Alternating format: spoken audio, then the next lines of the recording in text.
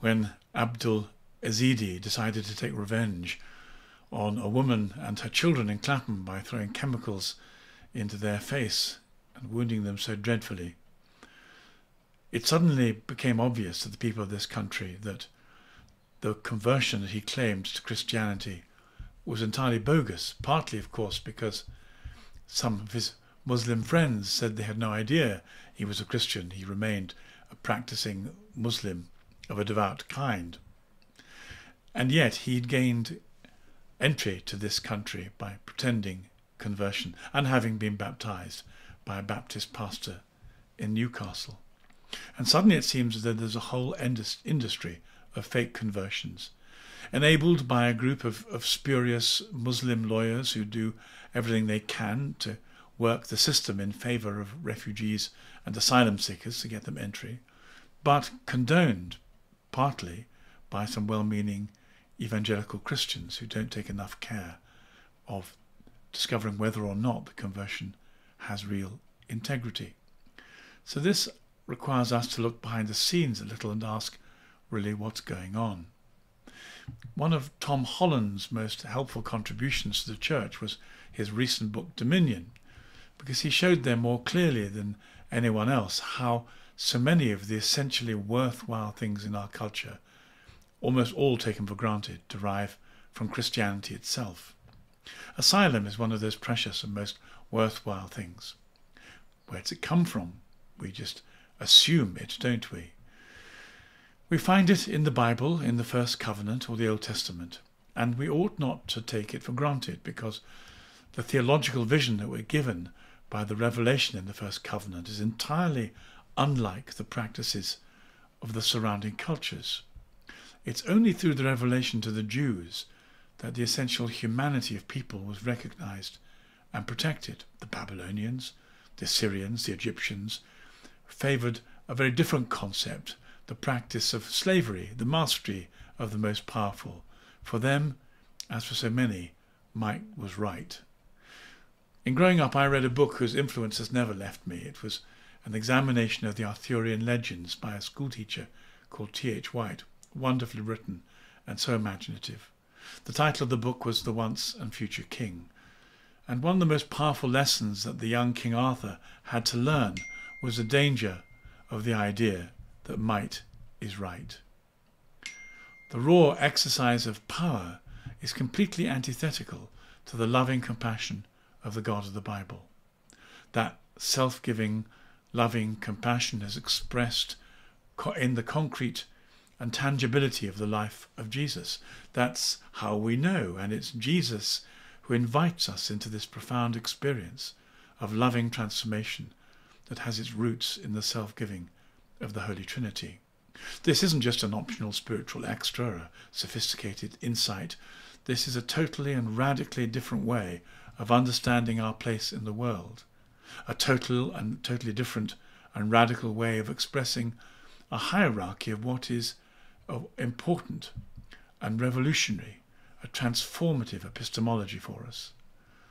We mustn't take it for granted because in the Europe where our Christian ancestors came to evangelize, they also met cultures that celebrated might was right. The pagan gods of the early Europeans were, in that sense, very similar to the gods of the Babylonians, Assyrians, and the Egyptians. They also practiced slavery, and the toughest man, the toughest family, the toughest tribe got to exercise control.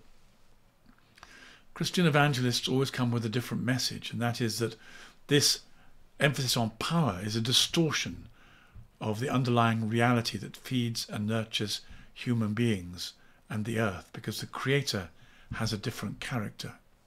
The real power in this world, the real power in human beings and in the universe is not might, but compassionate love that forgives, recreates, transforms, and sanctifies. But cultures that worshipped different gods saw people differently, very differently.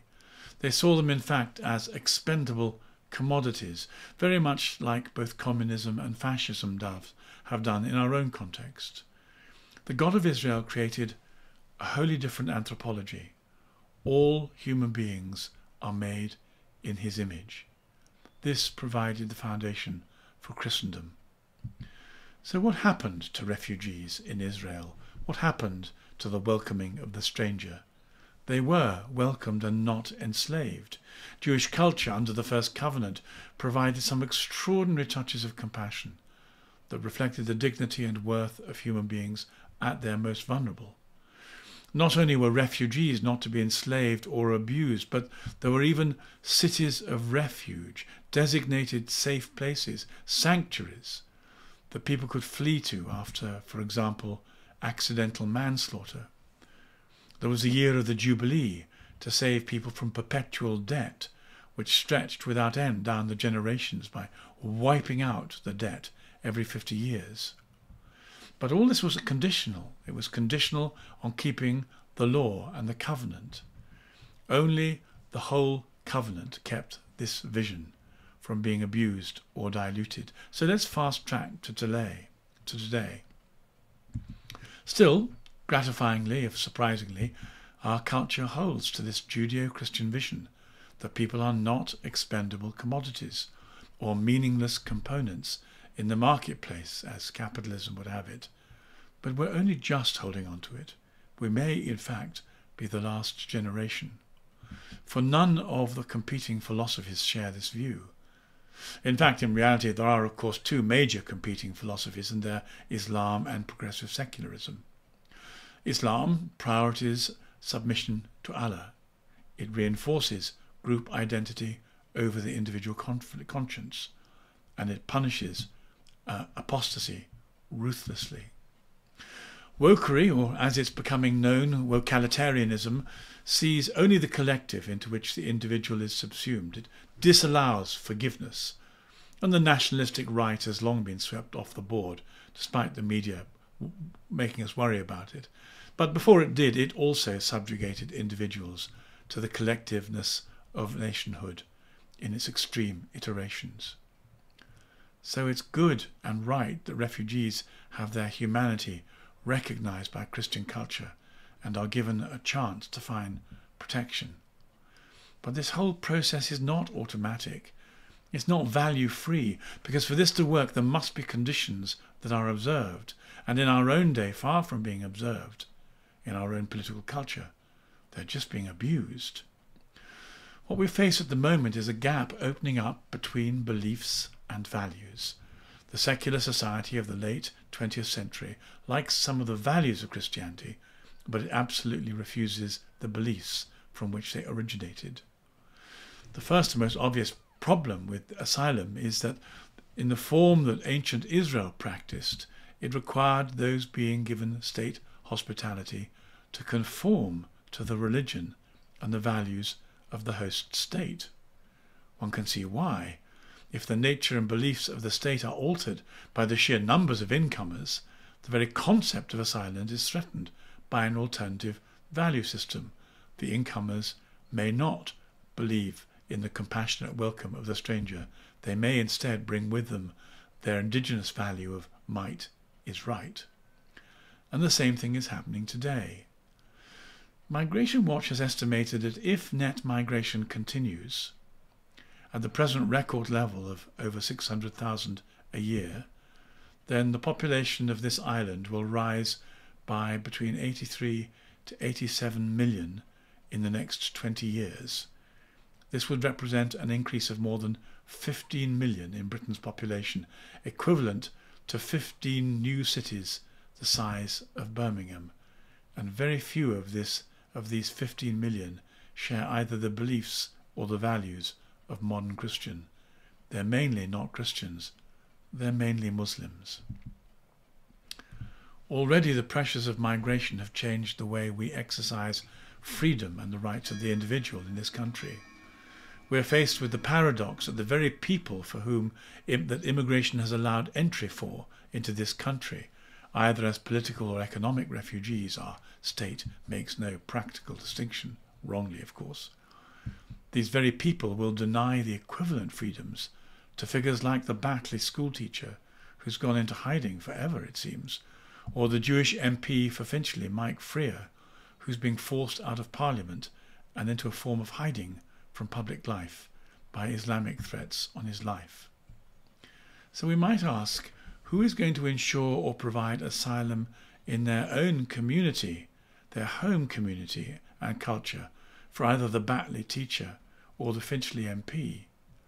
If our society has retained its belief in Christianity and prioritised Christian ethics and values over progressive multiculturalism, then this contradiction between belief and value might have been mitigated, but it hasn't. Already we find in practice that certain kinds of asylum seekers are prioritised over others. So badly is the system weighted. During the Syrian refugee crisis, the Home Office discriminated against Christian asylum seekers. It allowed in only 2% of Christians, which presumably means that the majority of those given asylum, when those 98%, were Muslim. The implication of this level of Islamic immigration are too obvious to require further commentary. But one of the consequences that follows government immigration policy and refugee and asylum practice is that the demographic balance of this country is going to be, has already been, permanently and increasingly altered. And this is likely to make the provision of human rights, as we understand them in our own society, rights that already elude the Batley teacher and the MP for Finchley, even more elusive and problematic. And this represents one more element consequent on the growing gap between values and belief that the repudiation or diminishment of Christianity in our society has created. And while the outrage that followed the horrific attack by Abdul Aziz in Clapham was understandable, there's no agreement on who should be to blame for the situation, beyond Aziz himself, of course, except that instead of examining the deeper cause of the value-belief gap, commentators are looking for scapegoats instead, and they think they found them in the Christian churches. The attempt to evangelize immigrants, refugees and asylum seekers is of course exactly the way to address the diminishment of Christian faith. We might also identify three types of Christians or ecclesial community who are reaching out to asylum seekers. There are the Catholics, the Baptists and the Anglicans. Now both the Catholics and the Baptists, who tell us that they are engaging with over 40 of the refugees on the BB Stockholm in Weymouth, both Catholics and Baptists take membership of the church very seriously and would see themselves as accountable for that. Inevitably, the culture of the established church, where the fluidity of membership is a characteristic of being a state church, it's going to be much more difficult to oversee post-conversion commitment. Additionally, the interest in refugees by the liberal churches is very often much more politically motivated than it is spiritually. So perhaps all that can be concluded at this point is that political motivation will do nothing to help change or ameliorate the growing gap between Christian belief and values. The real failure that the bogus conversion phenomenon demonstrates is that of the state, the secular authorities. They've introduced the category of religion as a basis for seeking refuge, but they've no idea how to evaluate it. It's almost beyond belief that the asylum tribunal ignored Aziz's 2 sex convictions and chose to grant his application on the basis of what turns out to be a completely bogus and fake conversion. It may be beyond obvious to point this out, but if Aziz had really encountered the love of Christ, the woman and children he took refuge on would have been permanently protected from his rage and revenge by the forgiveness that a relationship with Christ brings. Perhaps the churches in this country might be able to find the confidence not just to defend themselves against the charges of naivety in their dealing with asylum seekers, but also to remind the rest of our society that if you want a good community characterized by good neighbours, the love of the neighbour, the love of the stranger, the honouring of the rule of law, protection of the conscience, the treasuring of the individual and their sanctity, and in this case particularly the practice of forgiveness and reconciliation, they'll only find that through genuine conversion to our Lord Jesus Christ.